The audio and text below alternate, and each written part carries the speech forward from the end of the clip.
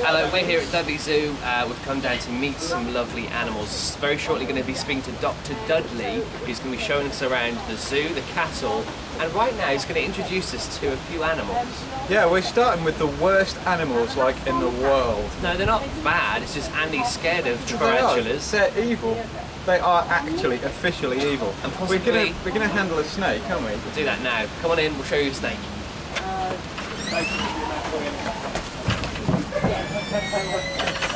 Hi, welcome to Beacon Radio's first ever Zoo Vodcast. My name's John Wyer, this is... Andy Nash. Where are the animals? I want to see the animals. We're actually in the jungle right now, if you can't tell already. But we've just met Dr. Dudley. He's one of the top chiefs down here who does with all the animals and things. He's going to bring out very shortly 2 animals for us to handle. As you can see, there's nobody else around, so it's just me and Andy touching animals in a minute or two. In a nice way, it's fine. But we're going to have... What did he say he's going to bring out? We're starting with the worst animals, and I'm so not doing spiders, so you can have the spider on your face. So, I don't mind touching a snake, though. We're having a snake as well, apparently. Andy's terrified of spiders. But here comes a snake, which is fun. There we go. So, oh, man. This is Sapphire, a very beautiful lady indeed. She's what we call a royal python, all the way from West Africa, places like the Cameroon forests. right. Today you are going to get a chance to have a little stroke on her. Like this. That's it. Ah. And hopefully we'll dispel the myth this afternoon that snakes are slimy. Never are. No, not. They're like... Beautiful soft things, aren't they? Looks quite shiny in that. There we go. Hello. Have a go with the back of your hand. Go on then. Nicely.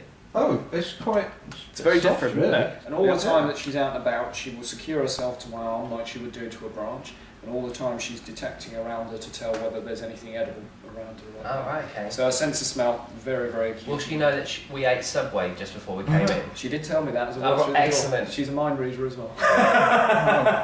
We had mouse-flavoured baguettes as well. Did you? Yeah, she'd love that. I heard that was the deal of the day. What does she eat? What does she eat? Normally mice. Okay. But that's in the zoo. In the wild, it would tend to be like other things like birds in particular. Really? They are very, Get very a bird good in at bird there. hunting. Yeah. I mean, if you imagine to scale, if we were to be able to open our mouths wide enough to swallow something as large as she could, we'd have to open our mouths so wide we could swallow a football. Oh, well, you actually can though, can't I won't even ask. That's later, I'm afraid. Right then, would you like to meet a spider now? No. I know you don't particularly want John to, wants but to. here we go. What am I doing? Now this is a Chilean rose tarantula. It's one of the most common ones you will actually see in captivity today, particularly as ones that people have as pets. They're found in places like Chile in South America. They're also found distributed amongst states in Central and Southern America.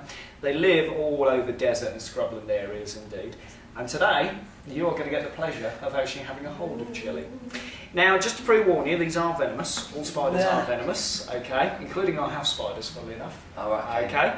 And the main thing is to remember is they only really use the venom when they're immobilising prey. Okay, it's one of these other urban myths where people think they're just going to strike out and use their venom. No, it's very, very potent. They only use it in very small quantities. And then eat it. So what I'm going to ask you to do is lay both hands down on the table flat for me.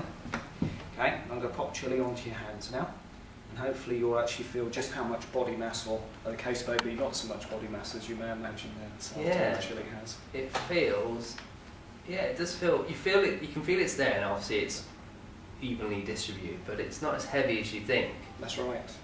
Like in the films and stuff, you'd imagine it's going to be this great thing that'd be able to pin you down, but... I mean, these, as far as tarantulas go, if you imagine there are about 850 species known as tarantulas around the world, generically speaking. These are only a very small species.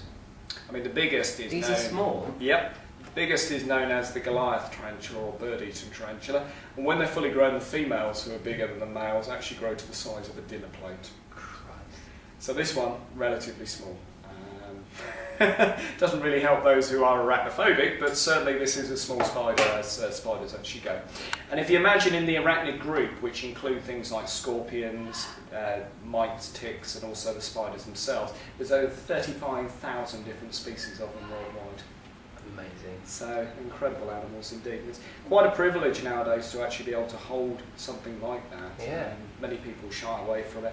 I actually embrace it. As part of the workshops that I do to help people with the therapy of arachnophobia, we actually actively encourage them to actually hold these after they've gone through a long process of, well, not recovery, but help towards recovery. Yeah, it's like it's scratching. There we go. Now certainly, as you'll see there on the rump there today, there is a slight ball patch. Oh, some spike on my hand. That's it. Spiders basically use the hairs as a deterrent. If anything threatens them, they can actually trigger these hairs and they'll flick them at predators. The hairs on their bodies act in a similar way. They work for insulation. They have a very basic form of smell through their hair, and they're used for hearing or picking up vibration generally.